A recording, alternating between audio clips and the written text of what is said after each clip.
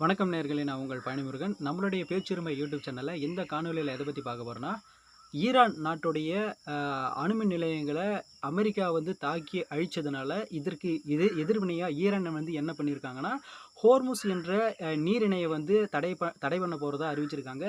இதனால் இந்தியாவுக்கு என்ன பாதிப்பு என்பதை பற்றிய முழு விவரங்களை பற்றி தான் இந்த வீடியோவில் நம்ம பார்க்க போகிறோம்.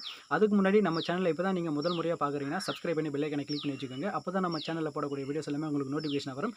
அது மட்டும் இல்லாமல் இந்த காணொலியை ஸ்கிப் பண்ணால் பாருங்கள். அப்போ தான் நான் என்ன சொல்ல வரேங்கிறது உங்களுக்கு நல்லா தெளிவாக புரியும். இப்போ வீடியோக்குள்ள போகலாம் வாங்க.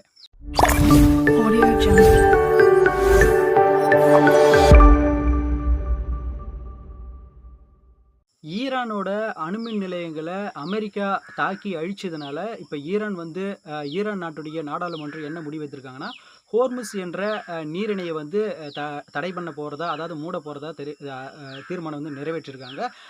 இந்த தீர்மானத்தை அந்த ஈரான் நாட்டுடைய தேசிய பாதுகாப்பு அமைப்பு இதற்கான இறுதி முடிவை எடுக்கும். ஒருவேளை அந்த இறுதி முடிவு தீர்மானம் ஒப்புதல் அளிச்சிட்டாங்கன்னா இந்த நீரிணை மூடுறது உறுதியாயிடும் சொல்லியிருக்காங்க. இந்த நீரிணை பார்த்தீங்கன்னா பாரசீக வளைகுடா, ஓமன் வளைகுடா, அரபிக்கடல் போன்ற பகுதிகளை இணைக்கக்கூடிய பகுதியாக இந்த நீரிணை இருக்கிறது. ஹோர்முஸ் என்ற நீரிணை. இந்த நீரிணை வழியாக உலக எண்ணெய் வர்த்தகத்தில் 1/4 பங்கு பார்த்தீங்கன்னா இந்த நீரிணை வழியாகவும், திரவ இயற்கை எரிபொருள் வர்த்தகத்தில் பார்த்தீங்கன்னா, எரிவாயு வர்த்தகத்தில் பார்த்தீங்கன்னா 5/1 பங்கு இந்த நீரிணை வழியாக தான் நடக்குது. இந்தியா, சீனா போன்ற பெரிய நாடுகளுக்கு எண்ணெய் மற்றும் திரவ இயற்கை எரிவாயு விநியோகம் இதன் வழியாகத்தான் நடக்குது. ஒருவேளை ஈரான் இந்த ஹோர்முஸ் நீரிணையை தடை பண்ணாங்கன்னா உலக அளவில் நடக்கிற எண்ணெய் மற்றும் திரவ எரிபொருள் வர்த்தகத்தில் பெரும் பாதிப்பு ஏற்படும் சொல்லியிருக்காங்க.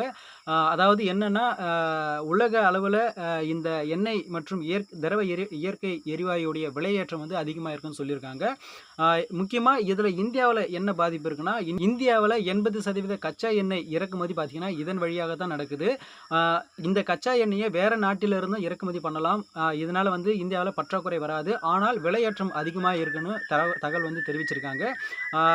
இந்த ஈரானுடைய இந்த ஹோர்முஸ் என்ற நீரிணையை மூடுறதுனால இந்தியாவுக்கு எந்த பாதிப்பும் கிடையாது அப்படின்னு சொல்லிட்டு மத்திய பெட்ரோல் மற்றும் இயற்கை எரிவாயு அமைச்சர் ஹர்தீப் சிங் தெரிவிச்சிருக்காரு. நேயர்களே, இந்த காணொலி இவ்வளவுதான். இதை பற்றிய உங்கள் கருத்து என்ன என்பதை கமெண்ட் செக்ஷனில் தெரிவிங்க. மீண்டும் ஒரு அடுத்த வீடியோவில் சந்திக்கிறேன். நன்றி, வணக்கம்.